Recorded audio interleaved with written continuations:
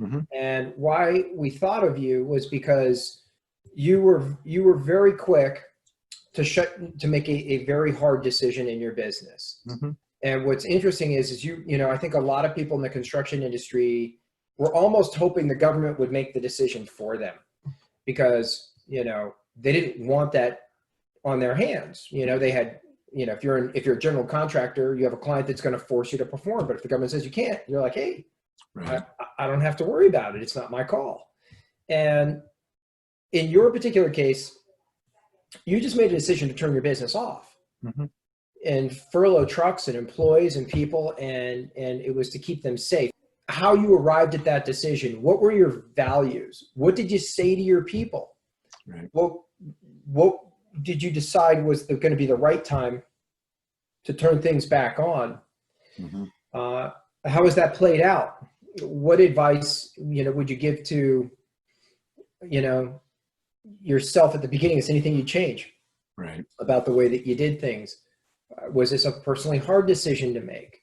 Right. How did this impact you financially? Did you put yourself in your business in a place where you anticipated, you didn't know what the problem would be, but there'd be a problem? Mm-hmm. And did you have the finances set aside so that you could sustain the business, Mm-hmm. for some duration? So for me, I keep 6 months of complete working capital set aside so that if my business ceased to make money for 6 months, I could pay people, I could keep my office, and I would be ready to go again when things turned around. That's the audience. It's the construction industry. And these are roll up your sleeves, tell it like it is people. And so in that respect, in my previous career, I worked in the pool management industry, Matt. And in that industry, you were responsible for, we had 600 swimming pool accounts. We hired, 1,500 lifeguards a year. We did that. And unfortunately, in about 2003, I had a drowning at a pool at a national night out. And there's no other feeling like driving down at close to midnight. The property manager called and said, hey, Rob, this is Karen. We had an accident at the pool. I said, is the kid okay? And she goes, I don't think he made it. And that's 10 at night. By midnight, I'm down on a rainy, cold night down in Waldorf. I lived up in Frederick. And standing there with 5 lifeguards, and a 9-year-old kid drowned. And it was at a national night out party. The dad was not registered. He worked his way in through the lifeguards. I'll watch my kid, just let me in, blah, blah, blah. Well, he spent the time talking to his girlfriend. The kid was doing hop, hop, hop in the deep end, and the kid died. Pretty awful. So I stayed in that industry for a few more years. But that's kind of like it's the ultimate failure, right? You can open pools 50,000 times, dude, but if a kid dies on your watch, it takes a little bit of the spirit out of it. Yeah. I like the property management industry. I love running service companies. It's fun for me. And so when I got in this industry, I said, hey, man, here's a baseline service. It happens all the time. If we make a mistake, it's okay, Matt, I'll come back and fix it. Not a big deal.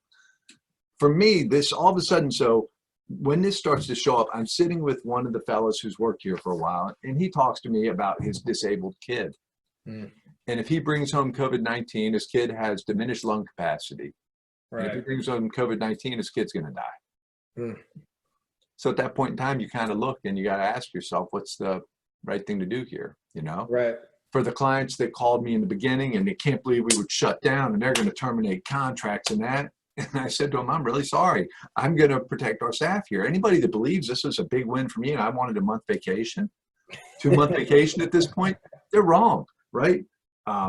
You got a financial vacation. That was about the only vacation you got. It is, right? And so you go through this wave of, you see it coming. What's the right thing to do, right? And so literally within a week, we shut down operations and we caught some heat. And even in looking at this restart, there's been customers that are like, well, so-and-so serviced us during this period of time.